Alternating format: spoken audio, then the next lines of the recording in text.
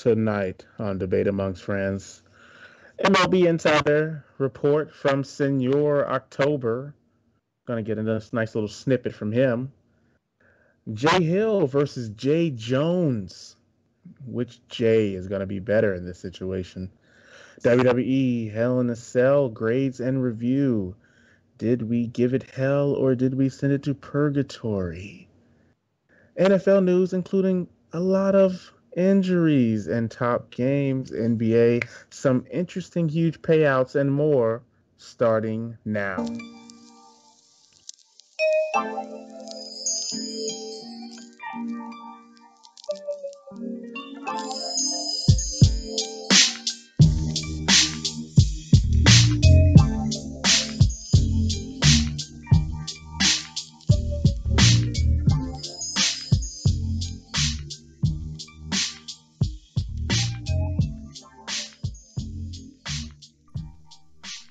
Ladies and gentlemen of the internet, welcome to Debate Amongst Friends, episode 35 on October 11, 2017. I am your moderator, the Professor John Gotti. And always by my side, he's not the root of all evil, but if you cross him, he'll definitely hit you with a black mass himself. It's the Doc. How you doing tonight? Just ready to give some daily doses of reality, sir. Ha, a la Cassius Ono or your boy, Mr. Woods. He did do it too, and it looked pretty good. I'll give him credit for it. But speaking of Woods, the guy who's always in the trenches with us, he got our back, and he got our back again tonight.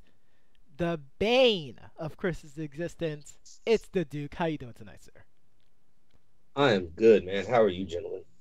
I'm doing pretty good. Funny story. So, as soon as we got ourselves into the studio and we mentioned that the Duke was going to be on the show, Chris kind of threatened to quit. He almost walked out of here today. I had to sit him down, had a nice heart-to-heart talk with him, explaining to him how much we need him for the show, and despite how much the Duke and the Doc, and even sometimes Senor Octubre, give him a lot of gripe.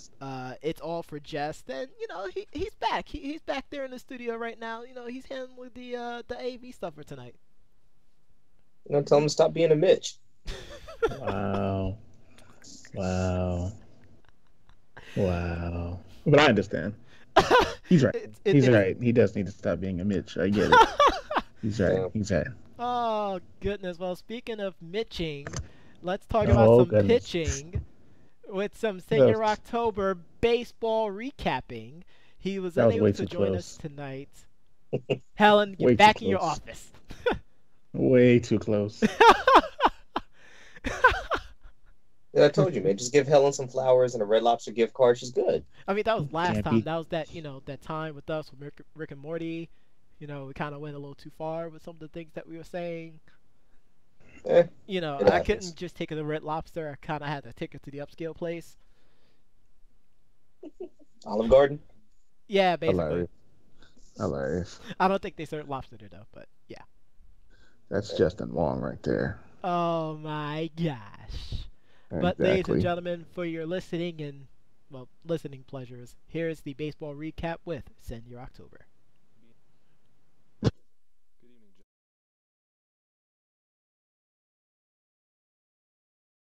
Yeah, so Senor October here, and let's just put it as bluntly as possible. October baseball has lived up to all its height and reputation. And let's get right into it tonight with the Yankees. The Yankees are miraculously playing in a Game 5 against the Indians after being down 0-2 to fight their way back with 2 games at Yankee Stadium, where they've been great at home all year, to force a Game 5. Now, tonight you have CC Sabathia and, Corey Kluber on the mound. And this game, it should nerve a lot of Yankee fans. It should make us all nervous because in Game 2, as we all know, the Yankees had the hammer. They were up 8-3. CC was cruising. You knocked out Kluber, who's their big dragon, and you had him on the ropes. And you let them off the hook. Specifically, Joe Girardi let them off the hook. First mistake by pulling CC out in the 6th inning when he was cruising with a man out, 1 man on, and only about 70 pitches. only to bring in Chad Green, who had been used in the Twin Series and in Game 1, I believe, and probably wasn't as sharp as he should be. Lets men get to second and third with 2 outs, and we all know infamously now that pitch where he threw up and in on the batter and it went off the handle, and the umpire called it that it went off the the batter's hand. Girardi didn't challenge it in time, and obviously, as I say, the rest is history.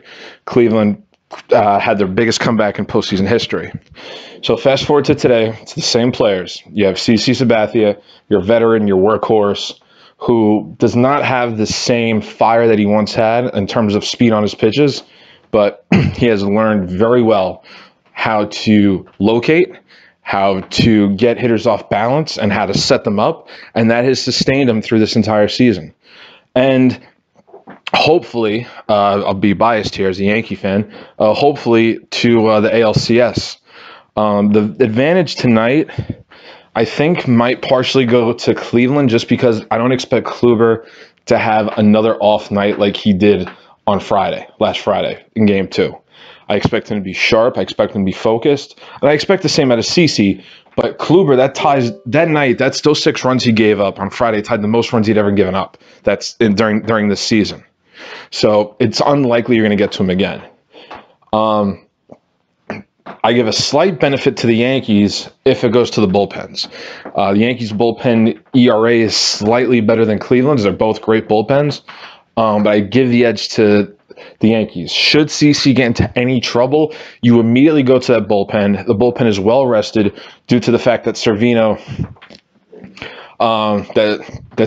had a great appearance in Game 4 where he went seven innings and really saved the bullpen. And all they had Betances throw to 2 batters. He didn't really have it. Took him out, brought Chapman in, and Chapman shut the door. So you have your full bullpen tonight for Game 5. If I had to make a prediction, I would think I give the slight edge to the Yankees, just the fact that they have the momentum now. I mean, it was all Cleveland going into Game 3. The Yankees coming back home to Yankee Stadium, and that big home run by Bird and Aaron Judge robbing that home run off of Lindor, which preserved the 1-run lead and ultimately the win. So the Yankees have all the momentum. Cleveland the other night, I'm never going to get into another ball player's head, but they had the look of maybe a team that begun to doubt itself. Big game tonight. A key thing to look for tonight is Aaron Judge. Now, in the 2 wins, Aaron Judge has had big moments. Game 3, robbing that home run to preserve the 1-0 lead. And then on Monday night, getting that big 2-run double and getting off the Schneid where he struck out well over 8 times by that point. And I think he's pressing. He's been chasing balls out of the strike zone, but I do believe that he has to maybe get a little bit more forceful with the umpires, just because I saw quite a few low pitches called strikes on him, and I know he's a big guy, but that really shouldn't change the strike zone that much. The strike zone is still the knees to the chest. And I saw a few low ones that during the regular season were called balls, and he would walk, and they're getting called strikes, and it's completely frustrating him. But given that he is such a nice kid that he's not saying anything, he may have to step up tonight and maybe change the umpires' minds. So if I had to make a prediction, I actually think it'll be 3-2 Yankees. I think this game is going to come down to the final innings, and it's going to be a battle of the bullpens to see who will hold on. Also, I just want to touch on the Red Sox. They had a hell of a series against the Houston Astros. Houston gave them everything that they could handle, and they pushed the Red Sox to the brink. The Red Sox fought back, winning Game 3, and Game 4 was a seesaw wild battle. As you know, in Fenway, no lead is safe, and it really looked like the Red Sox might complete that comeback with Devers getting an inside-the-park home run off the Green Monster. And I'll tell you, I've been to Fenway twice, and I've watched plenty of games on TV with the Yanks playing at Fenway. That moment when Devers hit the inside the park home run off of the Green Monster is probably the loudest I had ever heard Fenway Park.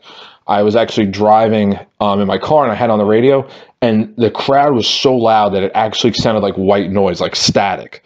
Like, remember, like, you have the TV on the wrong channel, you had that white screen and that's crazy static noise. Fenway sounded like that as this kid was rounding the bases. It was incredible. And as a Yankee fan, by no means do I like the Red Sox, but that game, that was actually really exciting and really interesting. So, hats off to Houston. They made it to the American League Championship Series. And as much as I despise the Red Sox, I give them a lot of credit. They really pushed Houston to the brink and really made Houston give them everything they had. Probably to go to another extreme, probably the least exciting series was the Dodgers-Diamondback series. The Dodgers, kind of like they did for most of the season, with the exception of the month of September, really just put it to the Diamondbacks. I mean, the Diamondbacks just looked overmatched. But what's fun is that has been a budding rivalry for many years. And I think if they keep meeting in the playoffs, that rivalry between Arizona and Los Angeles, given the proximity and how good these teams are, Los Angeles basically kind of being like a super team, and the Diamondbacks really coming into their own. I think this is a good rivalry to look out for. And the all current one that's still going on, that's still in the balance, is Nationals Cubs. Every single one of these games has been decided by the sixth inning or later. Scherzer had a great game. He had a no-hitter, I think, for most of the game, and the Cubs matched him pitch for pitch, and wound up taking that game. And currently, right now, the Nationals are up 1-0, and looking to even the series at 2 games apiece to take it back to to get it to game 5.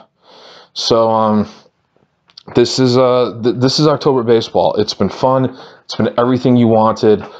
Shout out! I mentioned Houston before. Shout out to Jose Altuve. Altuve single-handedly put a hurting on the Red Sox that they are going to feel this entire offseason. Jose Altuve and Aaron Judge. I mean, if there could be a Cohen VP, I'd give it to the both of them. I think they're both the 2 top players in the American League. And that's it. It's been really exciting baseball. Keeping my fingers crossed that the Yankees pull off this miraculous comeback, similar to, if they can do it, it'll be very similar to the 2001 Oakland series where they went down 0-2 and wound up coming back to win the ALDS, being that series being crystallized by the Derek Jeter flip play at home plate to get Jeremy Giambi with Jorge Posada laying the tag on. So if that can happen tonight, Senor October here will be extremely, extremely ecstatic. But either way, I'm proud of the Yankees. I'm proud that they fought back to even the series at 2 games apiece to go to a game 5. This team is ahead of schedule, so should they not win, this team has nothing to hang their head about. I know everyone's going to be saying, well, had they won game 2 and Girardi made the right calls, they would have wrapped up this series on Monday night and we would have been playing Houston. You can't do that. You could do what ifs to the cows come home. If you want to do what ifs, go be an insurance agent because your whole career is based on what ifs. It was a bad decision by a manager. Every manager makes them. This one just happened to be in such a big moment, and Cleveland just fought back. So, yeah, you can be mad at Girardi, but you also have to tip your cap to Cleveland. They had to hit the grand slam. They had to hit the home run. Oh, shout out to Jay Bruce. He's been killing the Yankees. God forbid, I hope he doesn't kill us tonight. But Jay Bruce single-handedly has been killing the Yankees the whole series. And Jay Bruce hit the tying home run. Torres gets picked off of second when he had no business being that far off the bag. A lot of things happened. That game still could have been won by the Yankees, and it wasn't. So if the Yankees lose tonight, nobody should kill Girardi. Now, completely different tune to when I was saying the other night when I was saying Girardi should have been fired when the Yankees were down 0-2. But a couple of days and the perspective changes. So yeah, this Yankee team should be very proud regardless of the result tonight. But obviously, let's hope that the Yankees pull this out and go play Houston in the American League Championship Series to see who goes to the World Series. All right, gentlemen. So again, it's been a pleasure. Apologize for not being live, but I wanted to get this recording out. Cannot have myself, Senor October, not talk about October baseball. That's just can't happen. So gentlemen, again, have a great night. Hopefully, you're having a great show, and I'll talk to you all next week. Take it easy, guys. Thank you very much, Senor October. That was quite the analysis, so we definitely appreciate that. And just to give everyone a update on the current score between the Yankees and the Cleveland Indians, the Yankees are up 3-0. So Senior October's fear of Kubler destroying our Yankees is not really looking that way. He has 3 hits. He gave up 3 runs with an ERA of 14.29, which is really, really bad. In comparison, CC Sabathia has pitched 3 innings with a 2.16 ERA. Didi Gregorius hit 2 home runs, and you know what? They're beasting. They're moving along. Aaron Judge is 0 for 2 so far at his at bats.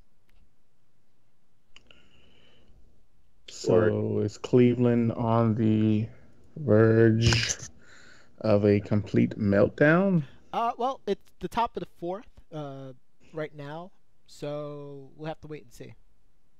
Got it. I mean, that was great Baseball Insider. I mean, my goodness, Senor October. I mean, when he talked about, you know, players robbing people, I was just like, oh my goodness, you know, how exciting is that? Yes. I'm really happy that he mentioned the skipper from the Red Sox being fired. They did have a heck of a postseason series.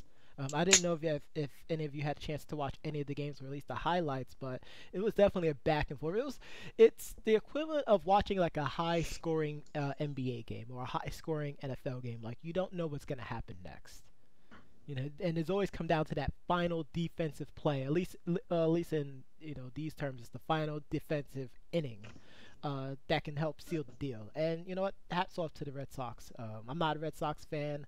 I know that the Doc is a big Poppy person, even though he's retired. Well, kind of retired. He didn't retire. Kind of retired, yeah. But you know, he'll still rock the Red Sox. I haven't gotten into October baseball this year. Not as much as I usually do. And also, it's kind of weird. And I actually like the Indians, so I don't know why I haven't really jumped on there. But you did say that you hope that they will make it to the World Series this year. You did say that.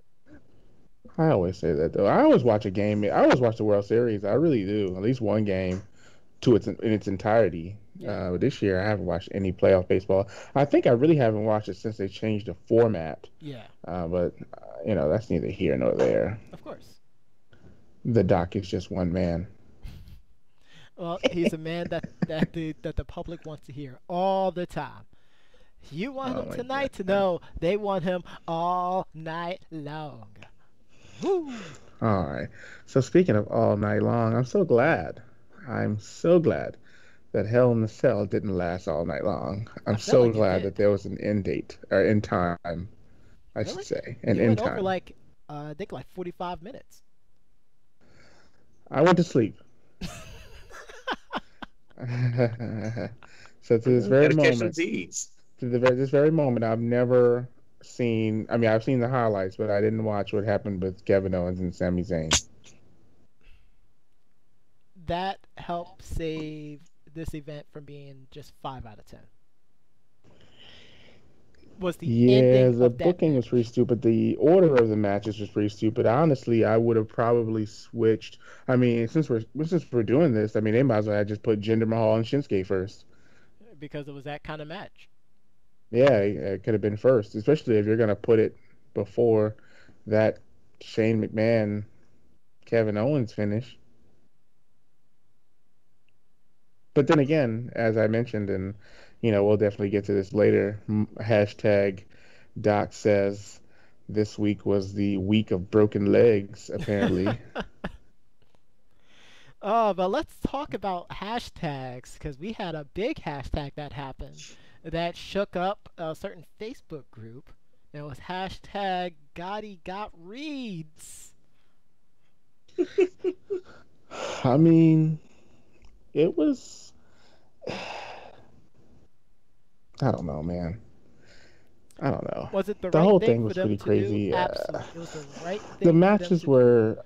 I didn't like the finishes to a lot of matches. The only match that was worth the price of admission was the first match, which shouldn't have been the first match at all, which was the New Day versus the Usos. You like the finish? The finish was poopy. Like, once again, it was a 6 out of 10 show. It would have been Yeah. a 5, but those two Hell in a Cell matches brought it up to a 6. It would have been six and a Yeah. half, but it lost, a quarter of a point for each finish. Well, for the I length of the match for the last match and the finish for the first match. I would give it probably a 5, That's fine. only because of the Charlotte finish was pretty stupid, which added to the week of broken legs. Um, that first match with the New Day, I just didn't like the fact that it's like that Big E's bigger than everybody, and this guy's a power lifter, and I get it. The kendo sticks, oh my God, they're supposed to be so painful. You know what I mean? But there were no kendo sticks over the head or anything like that. And they did their splash or off the top rope.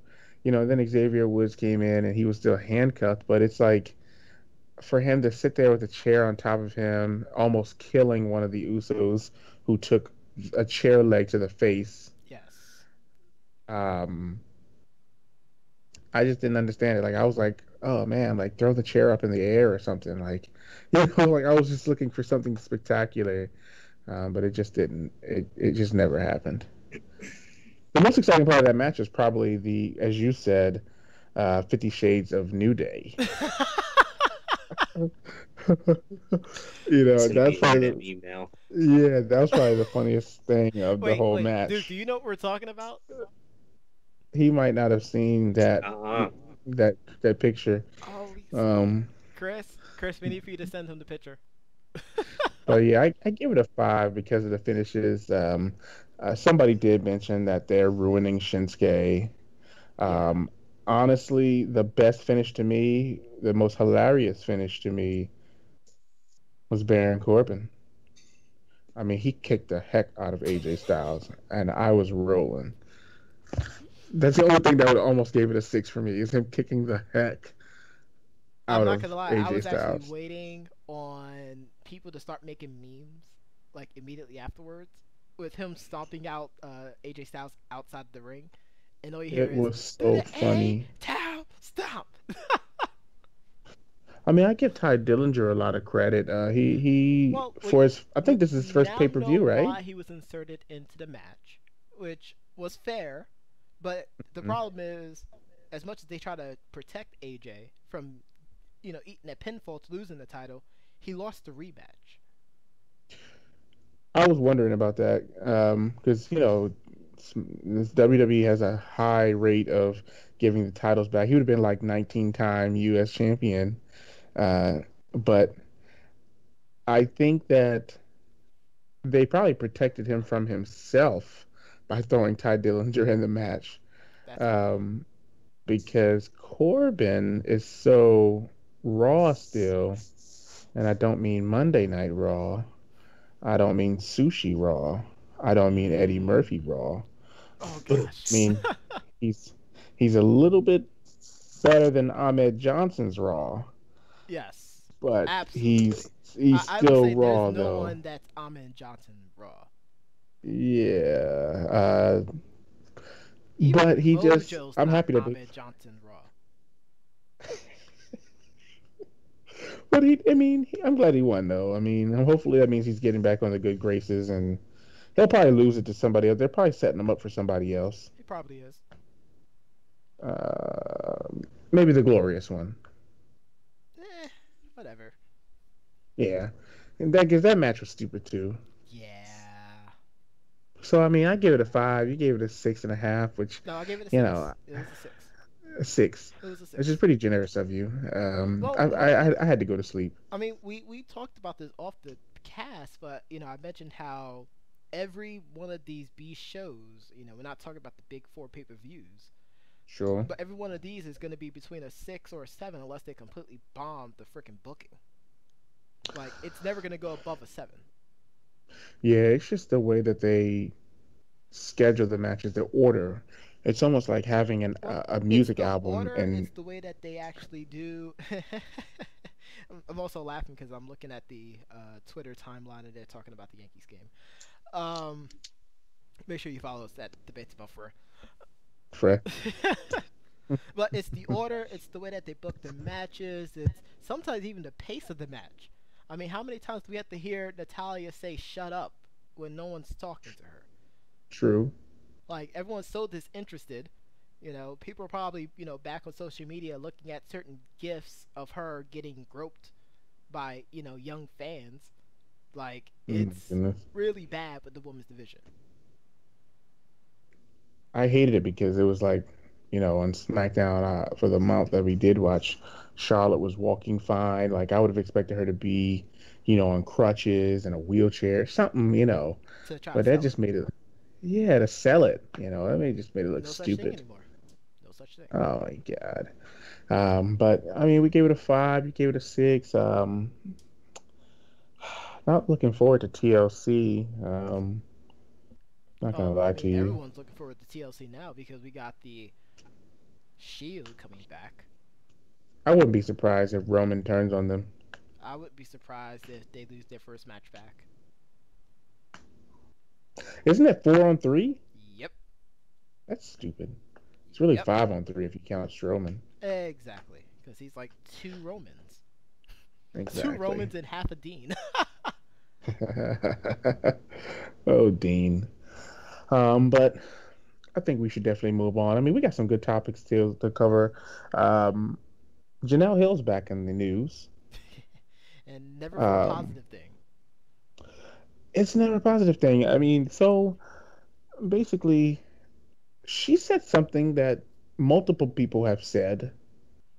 People say it all the time. I think I hear it at least once a month in some form or fashion of some type of entertainment.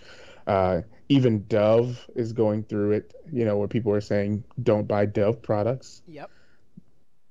Janelle Hill says, hey, you want to hurt the Cowboys, stop buying their merchandise. That's what people say. That is what people I say. mean, people always say that. So she gets suspended for saying this? She gets suspended. She did get suspended for what she said before about our president. But she gets suspended for saying, both times she told the truth, but she got suspended for saying the truth for about a company that is protected under the big corporate veil. Mm. And I mean, I I mentioned don't. that on Twitter and Facebook how you know that's just ESPN cover its own back because Roger Goodell and the rest of the owners, if they believe that ESPN is advocating such words that True. negatively impacts the association, then they're not going to want to renew certain deals with them. And we're talking about Monday Night Football and stuff. Got it. They're not I going to want to do mean, that. So it's better business for them that's to true. cut off the head, which is a suspension. Luckily, she just wasn't fired. Than to allow it to ride like what happened the first time. Well, I'm sure Fox is probably out there like, please end your Monday Night Football deal. I would love for you to come here. Would someone please end your Monday Night Football? But then also, with that came, it's ironic because with this story, the NFL had to have a meeting really with the NFLPA. Yes. Well, no, You they're going know, to have a meeting. I believe Right. tomorrow. well, apparently they've discussed it already. I think No. they're So they initially spoken about it with the Miami Dolphins today, but they're no, having no. they're having a meeting with it on tomorrow too. No, you're right about that, but they're having the actual meeting with all the owners tomorrow. Right. I mean, I think this initial one was more of a, my people getting with your people type situation. Yeah. Yeah, I think there might have been a discussion. It says here, NFL anthem policy remains unchanged. Mm-hmm. You know, after a discussion, so they must have had maybe a conference call. Or It wasn't anything like concrete. yeah, Yes. that's what I'm saying. So Roger Goodell and of course Maurice Smith. Maurice Smith. God, why the heck does he have that D in? Why can't he just be Maurice? Like, what the heck? I'm just Careful, gonna call him Doc. Maurice. We don't want His to get mama ourselves called suspended from ESPN as well. His mama called him Maurice. I'm gonna call him Maurice. I don't. So they're not changing it right now. I don't see the NFLPA voting against the players because they should have the right to voice their opinion and use their platforms, of course. And it's not it's not the fact that they're protesting that has everyone up in arms. It's the fact that they're protesting during the anthem. They're okay with it before and after the anthem, just never in between. I mean, but that's the whole point. That's the whole. Unfortunately, or fortunately, that wasn't conveyed by Mr. Jones, the owner slash CEO slash president slash everything of the Cowboys. He didn't convey that in his original message, which is why it had everyone up in arms, which is why Jamel Hill said what she said. No, he did. He made it very. I thought he was very transparent. He said no one is going to disrespect kneel. And yes, he was very clear. And he said, we will organize and do this in a proper fashion, meaning my way. But I highly doubt that he's going to. But had he said, you can, or at least even in the aftermath, just saying, before the anthem, if you feel like you need to do something like that, I'm okay with it. If you need to do it afterwards, he didn't say anything like that. He said exactly what you just stated. He didn't say anything about before or after. He just said, don't disrespect. Don't, do anything like that. Damn it, don't kneel. Exactly. that's what he said. If you kneel, you will not play. That's exactly what he said. Exactly. I didn't have to say it. That's the thing. He did not have to say it. But and I knew it once I saw that smirk on his face. You see, you say that, but yet, and people expect to be okay with that, but then people get up in arms about what Cam Newton said too, because he didn't say everything that he originally thought. So if he would definitely finished his thought. I mean, honestly, my thing is, would he have said that to Doris Burke? I think Doris Burke wouldn't have been as sensitive about it, in my opinion. I don't think he would have said that to somebody like Doris. Doris Burke is on the East Coast, first of all. Let's just throw it out there. I think it was just her. You know what I mean? Like he probably should have finished his comment, but I mean, ultimately, Jerry Jones's actions. It wasn't the words; it was his actions. It was very clear. It was like, hey, we're gonna do this collectively as a unit. Mm-hmm. It was so that he can take some of the pressure off his players, sure, but it was also so he could take some of the pressure off himself. Yes. So it's like, that's why I said it was the ultimate business move. It was like of course, the mind fudge of all time. And the funniest part is, I forgot who it was, but they posted a picture of Jerry Jones in that kneeling position and showed how upset he is to actually having to do something like this. Nah, man, they must have freeze framed him. Of course, they freeze framed it. You know what me tell you why? Because that's called media baiting, ladies and gentlemen. At the end of the day, this is exactly what I was talking about, in the sense of it was just going to become bad business at the end of the day. And I mean, yeah, everybody has the right to do whatever it is they want to do, but when you start affecting that bottom line. But the hypocrisy of it, though, because you saw the video I posted of everybody walking around grabbing hot dogs and beer and Cracker Jacks during the anthem. Yep. Very true. But here's the thing. Those aren't the people that we're paying to go see. They're paying to get in. Yeah, but we're not paying to go see them. So to me, it's like... Is the bigger issue then about the players doing something during the anthem or the populace doing something at the anthem? Because that by itself is... type hypocritical. If you think about it. You shouldn't be kneeling during the anthem, but it's totally fine with me to go to the concession stand or talk on my phone or, go outside and smoke a couple of cigs. And to be honest with you, this is where kind of conspiracy theories kind of come in because, a lot of times where America is at its weakest point, we get a disaster that kind of brings us all together where everybody starts to kind of be proud of being an American. Mm-hmm. And, I feel like those kind of things start to just kind of ironically start to happen when people start slipping away from that American feeling. You know what I mean? And not to use that, but, Vegas was pretty coincidental and random. It's very random. There's no such thing as coincidence when it comes to stuff like this, Doc. But that's the thing, and it's almost one of those things where it's like that happens, and you're like, you don't want. Now you're being insensitive because even after that week, after that happened, there are people who were still mad. Mm-hmm. Now they're even more mad that people kneeled because of what happened, and it's like, but you're not understanding why they're kneeling. You know what I mean? They're kneeling because of, what else is being portrayed. You know what I mean? Yes, somebody's killing people. Somebody killed people in Vegas, but people are getting killed every day. Yes. Unrightfully. So we would be kneeling for Vegas if this happened on a regular basis. Absolutely. But that doesn't happen on a regular basis. But here's the thing. That's just it. Whenever something like that happens, which, again, I don't necessarily agree with the statistics, but if you want to follow them, 20 mass shootings in the U.S. in the past 3 years. So, I mean, it's not that random. It's not. No. It's very weird. But it's definitely not. It is weird. I will agree that things like that, Sandy Hook, they kind of have that what is really going on vibe. Right. But I mean, when you think about all the ones that happen, and again, I don't agree with the statistics of, what does and does not qualify as a mass shooting. That's a different argument. Yep. But the U.S. ATF qualifies 20 in the past 3 years. Mm-hmm. But in all of those situations, we usually have a moment of silence, a prayer for peace, whatever it is like that. But it is a agreed upon standard that for the most part, everyone follows.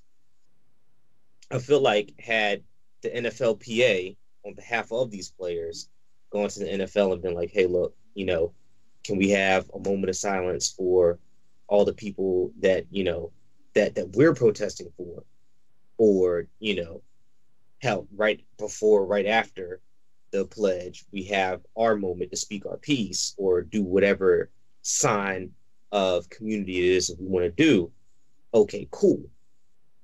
But again, when you are talking about protesting something that is already a polarizing issue in a polarized world, of course people are going to rally back about it. And the NFL is, of course, a business who has to bend to the will of its consumers. I'm not saying that the people walking around, buying hot dogs, whatever else during the pledge are any more justified in doing what they're doing. Of course they're not. They're idiots. But at the same time, it is a lot easier for me to go after that 1 or 20 players who are on the field, who are the people that I actually paid money to go see, than it is to go hire 500 extra security people to snatch down every Tom, Dick, and Jane who were walking around the halls during the pledge. Like, it's a lot easier to make an example out of them than it is vice versa. Honestly, I feel like with protest comes sacrifice. It always has been that way. So the players who have, obviously Kaepernick has pretty much sacrificed his career. I doubt he'll play unless there's an extreme need, which seems to be the Miami Dolphins every week, but that's neither here nor there. It was so ironic that both the Dolphins and the Titans played this week against each other, and I was just sitting there like, wow, both of these teams should have cap on it, but hey, that's neither here nor there. But my thing is, these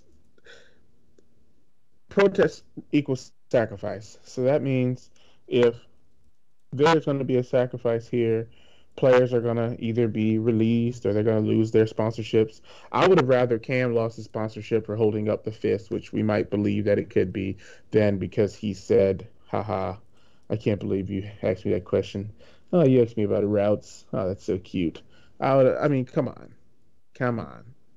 So I would rather him lost it over the fist raise than anything. But honestly, I think Dannon was poised to give Dannon sponsorship to Dak Prescott regardless.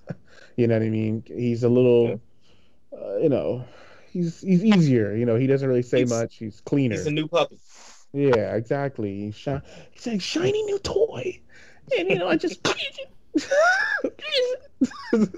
if I can quote Tommy Boy. But it's an interesting topic. I'm sure we're going to talk about it for the next 13 to 12, 13 weeks, or how many weeks there are in the season. But I just feel like Janelle Hill definitely shouldn't have been suspended for it. Um, it's getting a little old. I mean, they're on a show, her and God dang it, what is that guy's name? Michael. Michael Smith. Is it Michael?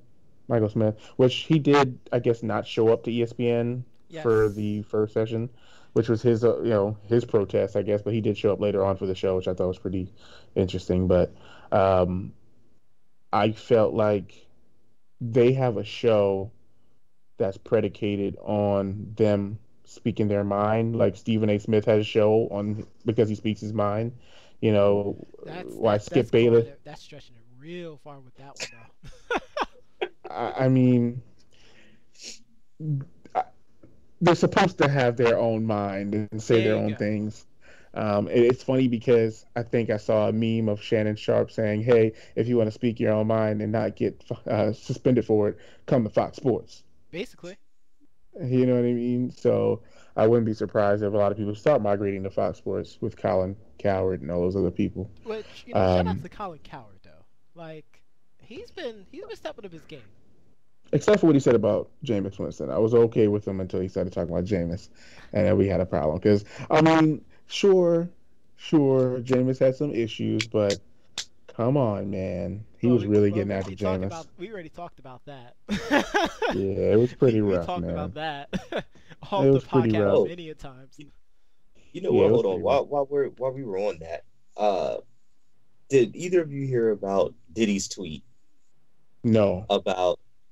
Yeah. Okay. So this will probably be bigger than what it is right now because I think it just came out last night. But apparently he is teasing starting a all-black football league and is trying to encourage NFL players who are getting caught up in what we'll call Protestgate to sign on and get support for this. I guess if this were to happen, what are your thoughts? I don't think it will happen to the magnitude that he would want it to because of the money aspect. Honestly, I think there should be more football leagues. There's so many athletes in the world. When you think about it, only a small percentage of athletes get a chance to make it. I really think there should be more leagues overall. There should be more basketball leagues, more baseball leagues, more hockey, everything really, because there are so many athletes who don't make it because they're not NFL quality level, but they might be that D/G league, I guess now they call it, where they're good, but they're not quite there yet. Like when I was coaching on the Bounty Hunters in Jersey City, I would say about 5 to 10 of those guys were at least Canadian football ready. They would have dominated the Arena League. They probably would have been great in Canada. But for the NFL, I'm not sure if their bodies would have been able to withstand the pound of football like that. Because although we were in a very competitive league, it just wasn't that NFL level talent widespread, But I would applaud him if he did start a league. Him and a few other millionaires started a league and basically did everything that Vince McMahon didn't do. I was going to reference that too. I was going to say the only thing that I worry about, and the first thing that came up to my mind is XFL. Like, if you stick with football, I can definitely see it making some noise. Yeah. But if you start incorporating other stuff that's not football, that's when you start getting in trouble. He tried to change the game so much. Like, he tried to change the game. Like, I was okay with the names on the jerseys and, like, he hate me and stuff like that. Like, I was okay. But when you think about it, a lot of those guys got a shot. Like, Rod Smart, a.k.a. He Hate Me, I mean, he got a shot on the Panthers, because of how he played in the XFL. So, it was a great platform for people to get their name out there. And that would be the only reason I would support another league like that. But you also have to worry about injuries, which of course brings us to the next subject here of injuries, which we had several of them. I'm not even going to start with the obvious one. I'm going to go the completely opposite way. J.J. Watt and Marcellus Wiley, I believe. No, not Marcellus Wiley. Whoa. Marcel Darius. I'm sorry. What does Marcellus Wallace look like? Well, Marcellus Wiley is the old defensive end. He's on, I think, ESPN as an analyst now. Yes, he's on Sports Nation. Yeah, I think it's Marcellus Whitley or something like that. I can't even remember the guy's name, but he tore his pectoral muscle. Then J.J. Watt went down. There's trouble in Houston. Houston, we have got a problem on the defensive line right now. Yeah. And I felt bad for JJ because he works so hard. I feel like any chance of playoffs that they were looking at are just crumbled into dust. I mean, I don't think it's completely crumbled yet. They can still make some kind of noise. It's a big blow in their defense. They got Clowney. I mean, it would have been nice if and he's no scrub. Some people can retire. And Deshaun Watson is, he's improving with every single game. He had himself a little swag after the Patriots game, and destroyed the next team the next game. He kind of had some struggles this week, but I mean, you also have to look at.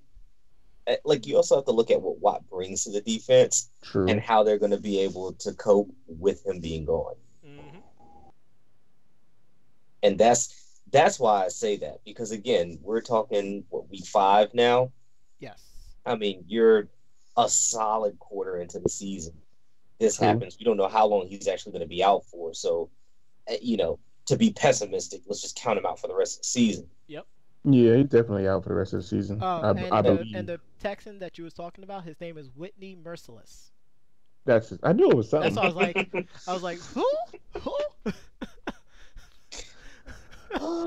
What does Marcellus Wallace look like? What?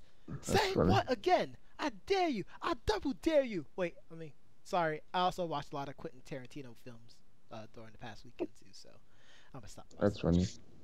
But I mean, I think they're gonna be all right. But of course, I think it will definitely hurt their defense. He's just so good. But hopefully that means that Javidian Clowney will step his game up and become the superstar that they wanted him to become. Well, this is the perfect opportunity right now. Yeah. Of course, that means there could be some rookies that come out of nowhere, some young players that comes out of nowhere. Well, we kind of had that 2 seasons ago with Washington. Everyone thought that Washington was going to be complete garbage, but they, made a pretty good game when they faced off against the Patriots that one game. And it was nothing but rookies and second, third year people out there. So you never know. It's the NFL. Any given Sunday, it can create a new star. Absolutely, completely agree. Speaking of a new star, I mean, Odell Beckham Jr., the Giants 0-5. They're gonna need a new star. Brandon Marshall's down. I don't even know. I think he might be okay. I don't think the other two are good, but he might be okay. He might have to be that star if he can come back and last the rest of the season. But Odell Beckham Jr., some people said he cried off the field as if his career was over. There were some tears. Yeah. As if his career was over.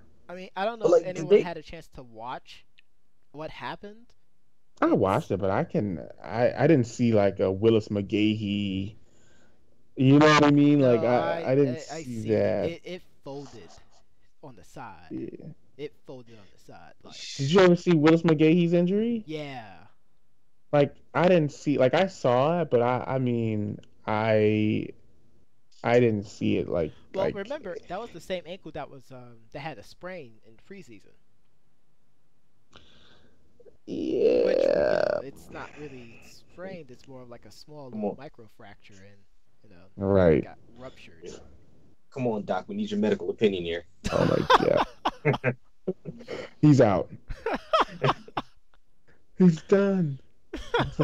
No, He done. but He did. Hence the tears. I don't know. It's I just mean, is it a big loss for the Giants?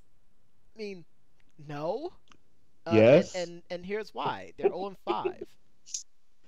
I mean that they were 0-4 before that loss. In the NFC East, the Giants. Think about it like this: the Cowboys were. Oh, we gotta talk about that game. Oh yeah, we gotta talk about that game because there was some stuff that happened after that game. I mean, we can get right into it, but because I'll segue us into it. The Cowboys, I believe, were 1-4 or 1-3 or something like that. 2-3. I'm talking about last year. Oh, last year they were 3-1. Were they? Yeah, by week 5 they were 3-1. They only lost one game. So, I know this because J5 was in my ear most of the season, so I had to learn. so then they shout outs to J5 out there. So did they lose 2 in a row and go 3-3? Dallas? Yes, because remember they lost 2 games somewhere in there. I know that came both of and them to the Giants. 11 straight. One around the start of the season, one towards the end of the season. Yeah. So in this situation, they were 3-1. I mean, 0-5, even though it's a bad start, I mean, it doesn't put them out of it. I mean, they could have won 10 games straight. I mean, look, theoretically, they could have gone 15-5. I mean, while I understand your optimism, and I know Mama Gotti is not happy about me saying this, your receiving core is completely injured. It's basically barren. You're going to be using people that is basically working on the practice squad this whole time. Your defense is expensive and useless. Your offensive line is just absolute trash. And your quarterback, apparently now there's rumors out there about the Giants potentially wanting to trade Eli to the Jaguars so he could be back with Tom Coughlin. I think I was just talking to somebody about that. I wouldn't be surprised if Tom Coughlin did that. I wouldn't be surprised if I don't know. I wouldn't want Blake Bortles if I was the Giants. Still, I really wouldn't. Well, if Senior October was here, he'd give us his opinion, but he's not. So. Yeah, but I mean, we can definitely just say that their season is probably done. I mean, I definitely give a lot of credit to the practice squad people.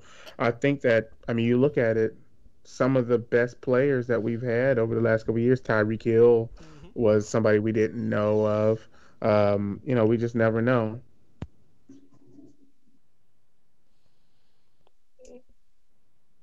That's fair. 15-5. But I don't know. I mean, Eli just doesn't have it. Will they win 6 games? Oh, I don't really care. I don't really want to go over. No? We don't have to do. I don't care that much. No? Let's move on to the Cowboys. No, I don't really care about the Giants that much to go over under. They can go. I think they're probably going to tank so they can get somebody in the draft. I know one of my Facebook friends wants the kid from Penn State, even though it's not going to really matter because they don't have an offensive line. So, they could have, like I said, they should have signed Adrian Peterson, and they would have been in a much different position probably.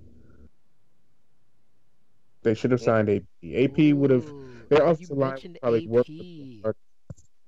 Yes, AP, who got traded. That's right. Yes. I've been saying, which he should have went to either the Giants or the Bucks. I think AP, Doug Martin, and freaking, all those other backs that we have, the 19 other backs, would have been great. But I really think the Giants, they blew it. Not signing AP. They blew it. Absolutely blew it. I feel like kicking someone. But yeah, Adrian Peterson traded from the Saints. Fair or foul them giving up on him so early? I mean, I don't know. Because it's a weird situation. I agree with you. I feel like he should have went to a different team. I feel like the Saints, while the Saints are, still mildly relevant offensively, I don't think that's the kind of system he needs to be in. I think it would have been different had they kept Brandon Cooks. Yeah, that's true. But that's pretty stupid. But right now, no, no. I mean, now he's going to the Cardinals. Will he make noise in the Cardinals? I mean, I don't know because the Cardinals is looking old.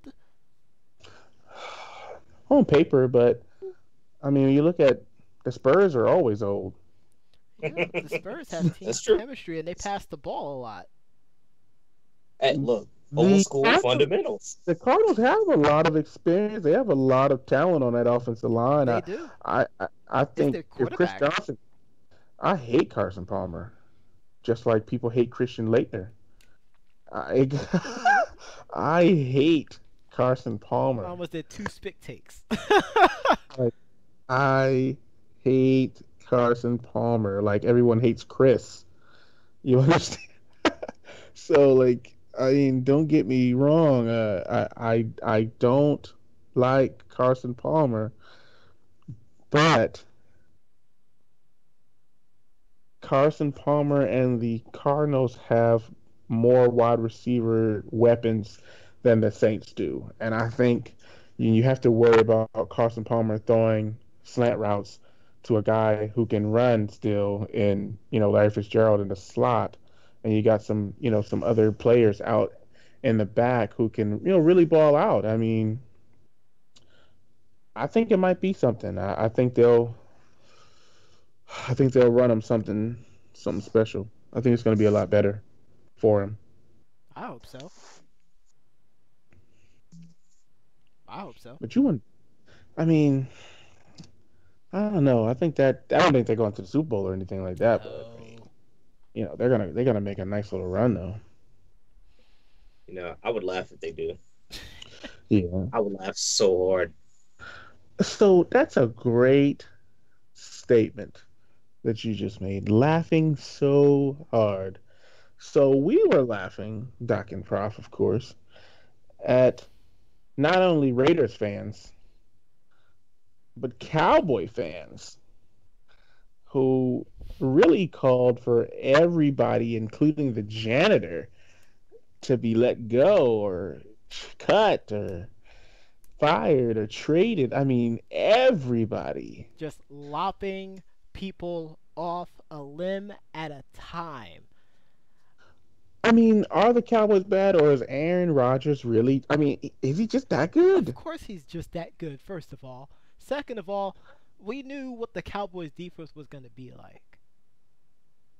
I don't know why everyone's surprised about it. And one of the things that we continually talk about, and I say this all the time, and, people who know me will literally quote me.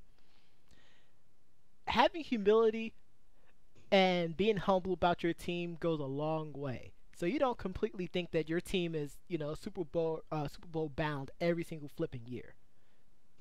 Yes, the Cowboys made quite a run, but it's a new season. Y'all don't have the same pieces, and defenses are now adjusting to what Dak and Zeke can do. I mentioned this at the end of the season. I mentioned it at the beginning of the season, and now they're 2-3. Honestly, I don't know what's happening, but I feel like Zeke somehow is telegraphing that he's going to get the ball. I haven't. Well, yeah, he keeps doing this thing. No, it's more. It's not. I mean, that's pretty hilarious. I'm not gonna lie to you. That's pretty darn funny. But he must be telegraphing that he's get the ball, because I feel like more people. I don't know if they're just stacking the run, just thinking that they're going to run the ball, but more people know that they're running the ball now. Like, hey, they're running it, and I think they're either that or they just lost all respect for Dez Bryant, and they're not respecting him on the pass at all. I think it's exactly that. Because I feel like they're not even playing the pass at this point. Like, they're committing wholeheartedly to the run. But Aaron Rodgers is a bad man. He's a bad man. I mean, every time I look, he's just discount double checking people. Dude, you know what that actually reminded me of? You remember Space Jam when Mike put the water in the bottle and slapped the label on it? And he was like, "Ugh, drink this. You'll do great." I feel like Aaron Rodgers is a stockpile of that back in the locker room. He just goes back and he's like, "Let me pop this pill real quick." Oh my gosh, I can't believe he just said that. Comes out on the field like, "Yo, let's do this." He has like one of the quickest releases of all time. Like it's just so crazy. He can throw the ball, like doesn't matter how his feet are, how his legs are. Like he can just really launch. He can throw the football, guys. I mean, he can. And the Cowboys just happen to be the butt of all of his jokes. And it's just like wow, but I mean, what can you really do? You know what I mean? Like you're playing defense. You know what the funniest part about this game was? There's been so much coverage about not just the game as a whole, but that final drive for Green Bay. People it's going to be a commercial. Analyzing it so much. It's going to be a commercial. And he's going to get a Rolex commercial. He's going to replace Eli and get a Rolex commercial. And the first thing people are saying is, yes, the Cowboys really left a minute 13 for Aaron Rodgers and the Green Bay Packers in the fourth quarter. It could have been 20 seconds. I would have still bet on Rodgers. I would too. It's hard not to. Yeah, it is. So, to me, it's just like, wow. But as far as people saying that people should be fired and you know, it's so funny that nobody ever blames Jason Garrett. No, they did. They did on Monday. Usually they don't. They usually go so far away from Jason Garrett. Like it's very rare that he gets the blame. Like very, very rare. But I mean, still, hopefully they can bounce back. We're gonna see. But it's just interesting though that the Cowboys lost that game. Of course, I turned it off to turn the Hell in the Cell. But when I saw the highlight, I was just like, wow. That's all you can really say. Wow. That's all you can say. I can't believe that happened to them. You know, like Tampa Bay, we missed 19 kicks in 2 games, so I expected us to lose. 2 weeks in a row, I've turned the TV off. I can't with you. I've turned the TV off like 2 weeks in a row. They've made literally the second straight year of you ragging on your kickers. I literally turned the TV off 2 weeks in a row now. I mean, well, this is gonna be really quickly, but he missed it. When he missed a 31-yarder in the fourth quarter, I just couldn't even watch it anymore. And then I looked on Facebook and somebody said something, and I was like, all right, I'm gonna turn it back on, I guess, just to see. And I give them credit for competing, but it's so hard to watch sometimes. But we got a new kicker, so we'll see what happens. Hopefully it gets better. Hopefully. But I mean, there was something I did want to discuss here, though, and we're gonna move on because talking about things getting better and new. There was some contract extensions on the NBA hardwood here that raised some eyebrows. My eyebrow in particular, both of them, left and right, and almost gave me a unibrow. I see what you did there. Andrew Wiggins got a max deal, which, you know, I was okay with. We're okay with Andrew Wiggins. I mean, he's better than Harrison Barnes. Right? Oh, yeah. I'm looking at you like, I can't believe you really just said that. You think I'm going to disagree with that one? I just want to make sure that you believe that he's at least better than Harrison Barnes. $148 million, or $146 million, excuse me. Fair or foul on this one? I feel like it's fair. Coming off injury, you just pick up, you know, Jimmy Butler. I mean, it's investing in the future. They got nothing left. I mean, they're gonna have to pay cat money. They're not gonna have money for the rest of those guys' careers. Well, that's the way the NBA is working these days, Matt. So speaking of the way the NBA is working these days, Oh, and Joel, live update. Cleveland is down by 1 run. It is 3-2 at the end of the fifth. Joel Embiid gets an extension, which is just a head scratcher for me because he's a guy who really hasn't had a chance to prove himself at all. But he gets a max deal. I would have I would have imagined that he would have got a prove it deal. I think I think they're looking beyond just the injuries because he's a beast. Like He it's is. hard not to deny he's a beast. I mean, it's just so rough because it's like, and That's they probably investment in the future. they, That's just they investing probably in the future though. they were just worried that LeBron would get his hands on him. Because LeBron wants everyone. LeBron would trade Tristan Thompson in a heartbeat for Joel Of Embiid. course he would. Of He would course be he would. hey, you want to make me stay here? I will not retire if you get Joel Embiid. They would win the next 13 championships if he went there. LeBron would never leave. He'll retire as a Cavalier. He would retire at 50.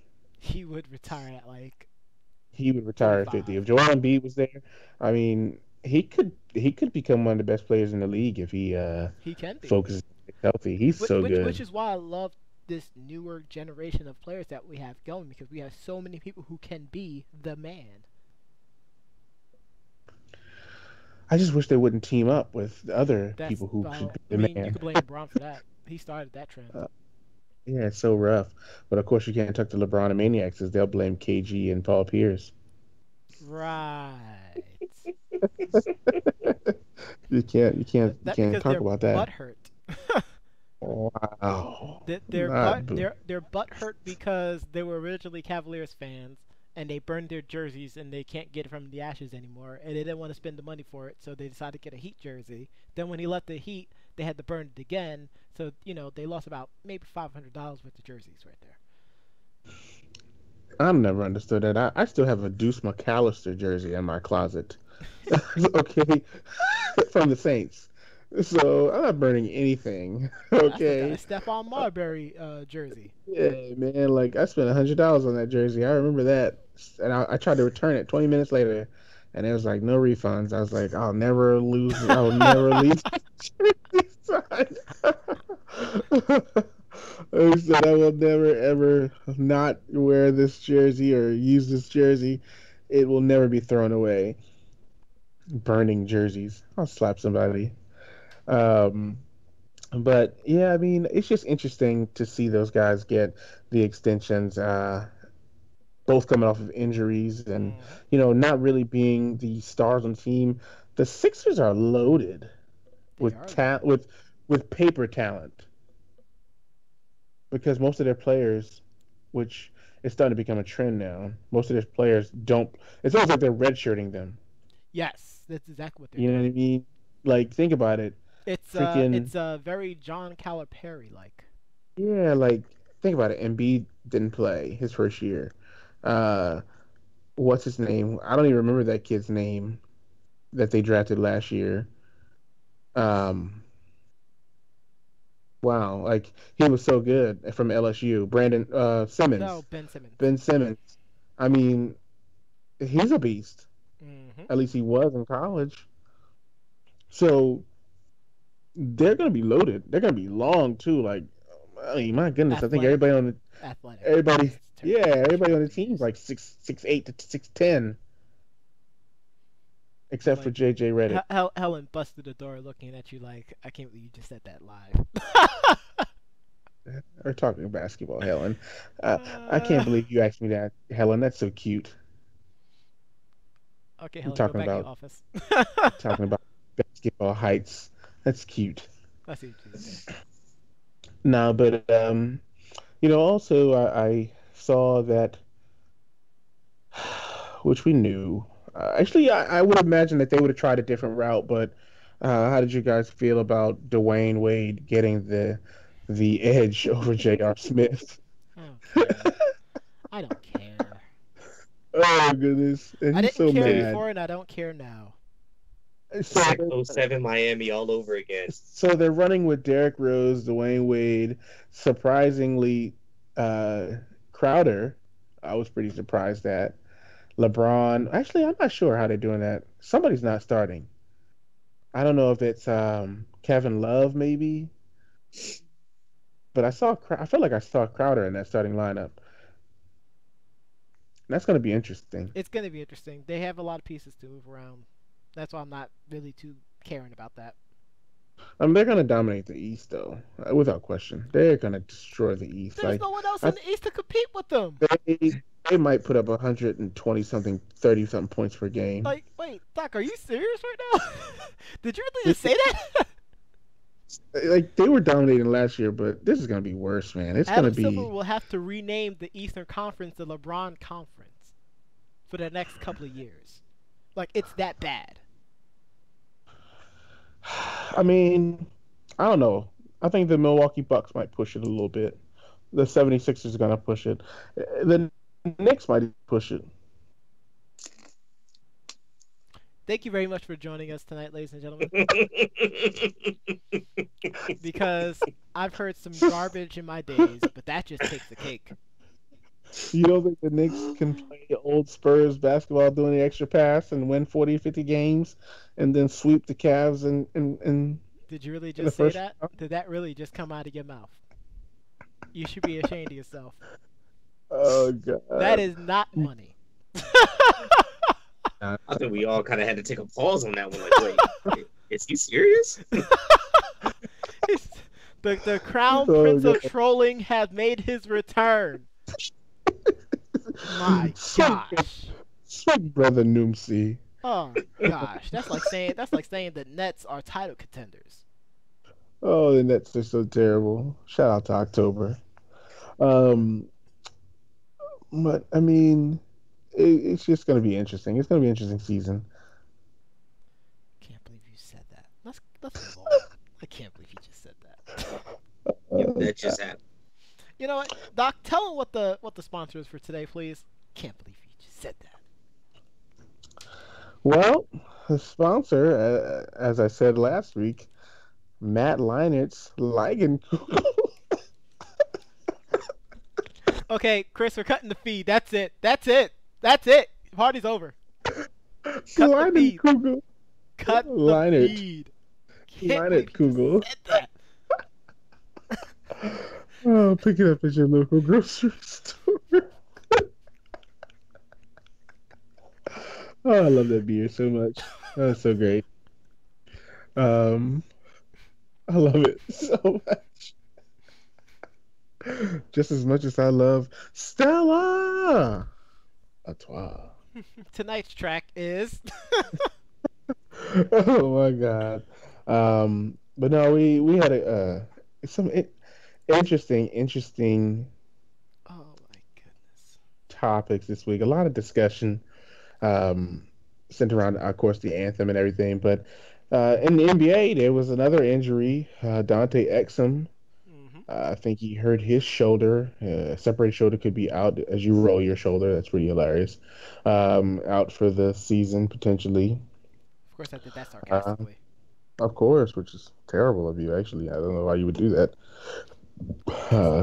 Given the season of broken legs, you're rolling your shoulder. I mean, so terrible. It's all about broken dreams. I thought they were shattered. Well, I mean, unless your name is Flip Gordon, but that's besides the point. Wow. But I mean, other than that, I mean, this was one of those interesting weeks of sports where there was so much that we shared and we talked about and we shared and we talked about, and it's like, you know, everything is just swirling out of control, really. All sports, except for hockey. I think hockey's the only thing that kind of goes. Hockey and soccer, they kind of just go along with the way things are supposed to be. But all other sports, you kind of get a lot of controversy. And speaking of controversy, I wish Senor October would have mentioned that segment that I mentioned about the Yankees pitcher calling out Joe Girardi. But as you mentioned off stream, apparently it wasn't as big of a deal as it seemed because it was, I guess, on Instagram.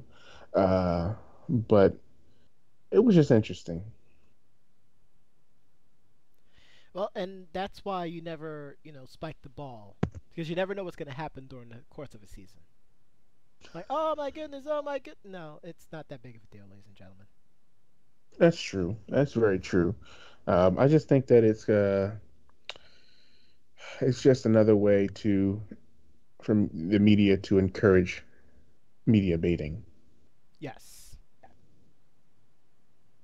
that's exactly what it is, media baiting. It's really terrible. But I mean, other than that, I mean, I think we could start moving into some final topics. I know that I had a few. Well, let's start it off with you, sir. So I was watching on Bleacher Report actually, un un excuse me, I'm sorry. Uninterrupted, excuse me. I was going to say a whole bunch of words just now, and none of them would have been correct. Uninterrupted did a sports feature this week on Josh Gordon, the wide receiver from the Browns, who many may know struggled with drug and alcohol addiction, which did cost him about a season, almost 2 seasons worth of games. Mm-hmm. So this 15-minute documentary showed him, and really had him explain exactly what was happening. And it kind of goes back to a conversation that we had about mental health, a couple of months ago, and how certain people really need to kind of watch the signs and get help when necessary. So there's a guy here, he's young, 20, 22 years old, and you're playing for an NFL team. Scratch that. He said in college, his coach would come to him before the NCAA was going to drug test him and give him the detox to clean his urine so that he would be able to pass the test. And the only time he failed is when the coaches were late giving him the detox. And it's like, that's not the support that people need. And of course, when he got the NFL, he continued doing what he was doing in college. But of course, the NFL is a lot stricter, of course. So he kept getting caught. But it was interesting how they were playing the media clips, of Stephen A. Smith calling him an idiot, Colin Cowherd saying, he's a great talent, but he's making some poor decisions. Some other media people just negatively, bashing him. But inside, he's really just somebody who, hey, he's always been given a second chance. So I found that to be interesting. If you get a chance, you can just follow um, that particular channel, the uninterrupted. I guess those are folders that they have, or teams. I don't know why they consider that a team, but that's a topic that you can pick and watch that 15-minute video. It's pretty interesting. The other thing that kind of came up here that I definitely want to talk about is Neville, who's rumored to be looking to exit the WWE, I guess, after him losing the title to Enzo, which I can understand that. I think he would have rather lost to anyone else. I would have rather him lost to anyone else, but he doesn't deserve that. So I definitely can understand him wanting to leave. Lastly, I would say I know Kyrie Irving's pretty excited to play in Boston, citing that he's going to enjoy this faster pace offense with the Boston Celtics. And I'm looking forward to seeing that work. And I'm hoping that they can compete to challenge the Cavs in the East, the weak East. The very weak East. Hey. The anemic East, we'll just call it now. Oh, I don't know if he can say that. I'm not sure. I don't know either. We might need to consult with. We might need to go to our consultant after the show for that one. And anemia is I don't know, a pretty big deal somewhere. I don't know. Yeah. Or Red Lobster gift cards it is. Wow. I mean, poor Scott have to pay for all this stuff, man. Whatever, that's what he gets paid for. It's cool. Hilarious. But Duke, you have any final thoughts for the people? Yeah. So we don't often get to touch on UFC in here as of late. There hasn't been a whole lot going on, with the exception of your boy John Jones failing yet another piss test.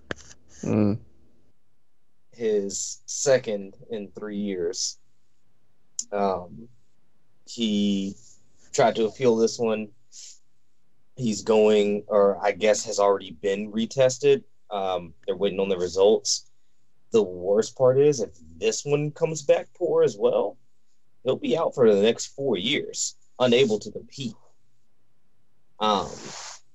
Which, at first, I know we were talking about all the doping scandals that usually happen in professional sports and how they're usually caused by some miscommunication or misunderstanding. Which may have very possibly been the case the first time. I forget exactly what it came back positive for. However, the second time around, he popped hot for cocaine. So I don't necessarily know if your boy's going to be returning to UFC, but I would be quite interested, and I will be watching anxiously to see how this one will shake out. Additionally, Chris just slid across the table that we have yet another sponsor. All right. Sweet Mary's Juicy Donuts. Located in California. Apparently, they have chocolate, apple fritters, glazed, extra glazed, and they just melt in your mouth. I'm going to do a little more research on this one to see if this is real or if Chris is just trolling again. But in case he's not, shout out to Sweet Mary's Juicy Donuts. Wow.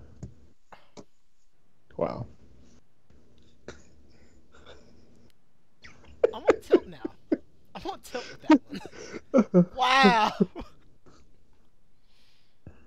Well, I have some FGC news. And I'm going to start off with Street Fighter V is coming out with the arcade edition.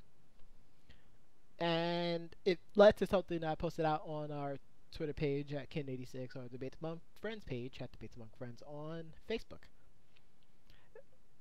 It's great to get a video game once it first comes out, but it's even better when you wait. Here's why. You have to buy the DLC characters on the vanilla version of the game. Now the arcade version is coming out, and you can get all the DLC characters, plus the main game, plus the story mode that's going to be coming out too. All for one lower price.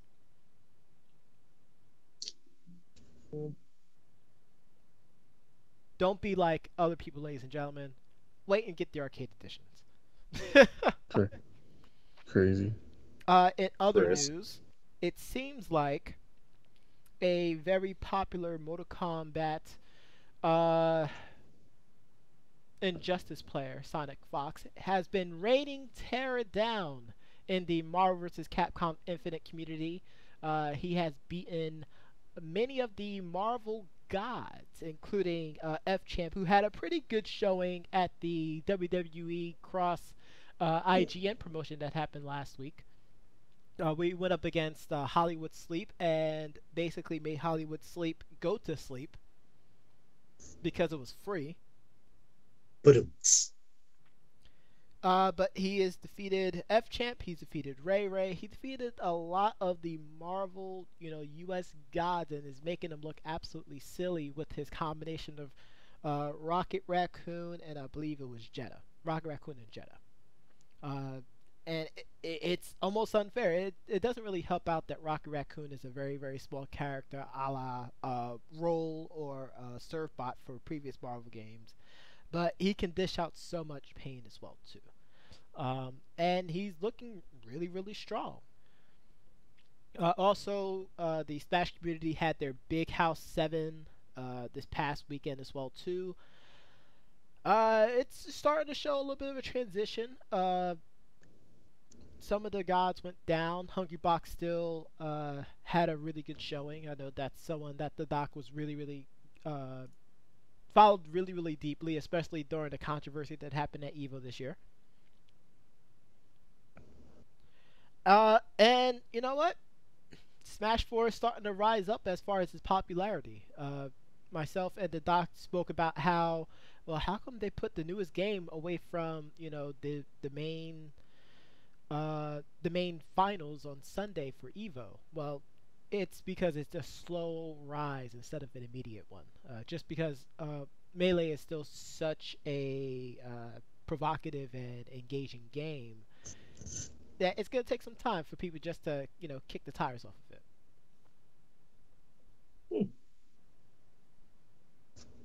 And last thing I have to say too is Floyd Money Mayweather is being sued for $20 million from a former associate of his due to some contract breaks.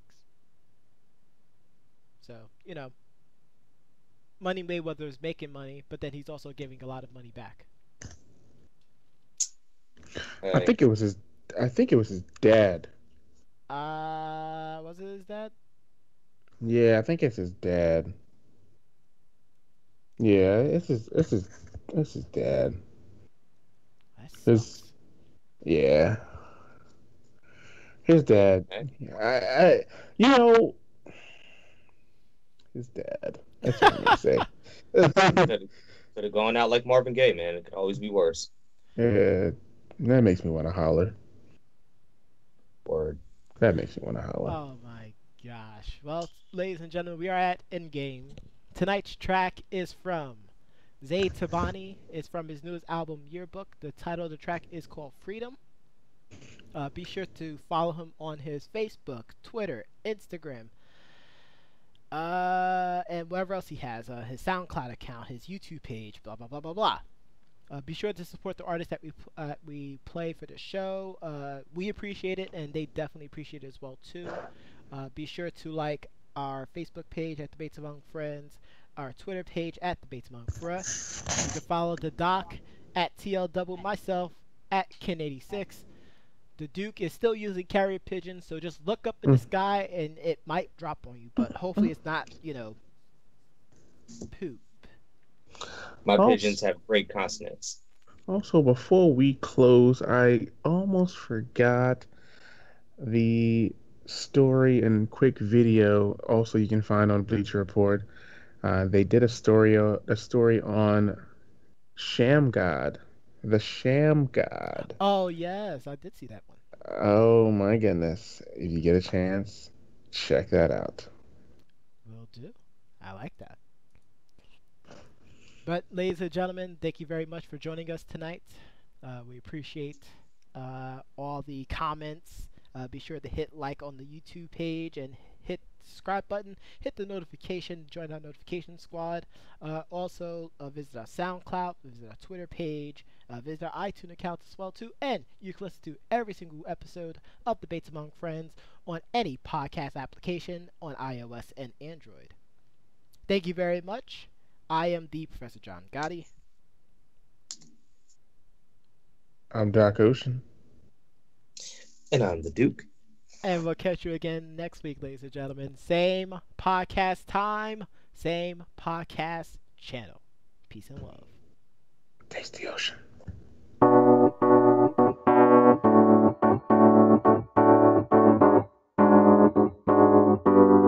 Let's go. Freedom!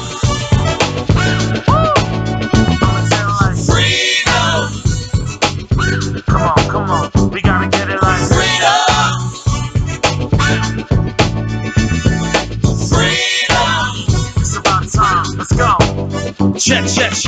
Yo, what's the point of being afraid? The way that I was raised, shit, nobody get a raise. There's days where the shade kinda hit you at the wrong point. I pour my soul through a classical people call noise. I'm well poised with the voice I got. I'm that cipher on the corner when you hit my block. I'm that cover on a vinyl that you still ain't got. I'm every news story inside of a hoodie when I see a cop. I know I shouldn't be, but this shit kinda pushing me. Ain't nobody booking me and everybody looking free. If I knew what it took to be every person I couldn't be, I breathe a little easy, but I'm hungry. Will you cook for me? Why I gotta choose what I gotta do, where I'm gonna move, what I'm gonna lose, what they gonna gain. This is so insane, wonder what'll happen when they call my name. Is he gonna take my freedom? Let's go. Freedom! We got it. You never take my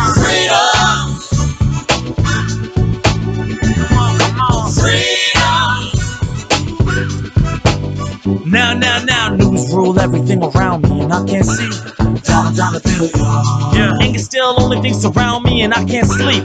Dollar bill, y'all. Madman on TV telling me we had no peace. Saying we should build walls. A man in a hat passing me on Newberry Street, saying we should kill y'all. I stand on the edge of the world hoping I make it. My generation lived the recession and loan payments, and all these people promise to ship, but they don't save us. Relationships and promise you love, but you both break up. So we just sit around as these people get more paper, saying you can have some too if you just hate from the heart. Hoping I never start, hoping I stay lit enough in my rhythm, so when you listen I light up the dark. And it's my art for it, man, I can talk for it. I miss the verses and songs, so fuck a long chorus. I got the arm for it, be too calm for it. You gotta live to be live if you just want more than the same. This is a game. I try to tell them my voice and they just tell me to change. It's always something or other, they always see me as trouble. America is a bubble, I see brothers. Some of us see colors but shouldn't be in their backyard, so they attack hard. I see the beauty in what they call on the bad parts. Air poison and the vibe so negative, and I can feel the pressure of messages like a pessimist. Like what is gonna happen to my friends? Am I gonna die? Am I still defined by my skin or my sex or the love or the times or the lines that they draw, or the courage when I speak my mind that they gon' take mine? Freedom! Friend gay in America, what they gon' do to us? Freedom! My girl's scared in America as men try to snatch at her. Freedom! American Muslim all my life, what they gon' do to my freedom? Let's go. I guess I gotta keep my fight, you'll never take my freedom. Never gonna take, never gonna take, never gonna take, never take my freedom. Stay up, stay up, stay up, stay up, stay up, stay up, never take my freedom. American Muslim all my life, come on now, what they gonna do to my freedom? I guess I gotta keep my fight, you'll never take my freedom. Let's go, let's go, let's go, let's go, we got this life. Freedom. Resist, resist, resist, resist, resist, resist, never take my freedom. One more time, one more time, one more time. Freedom. Let's go, I guess I gotta keep my fight, you'll never take my. Oh.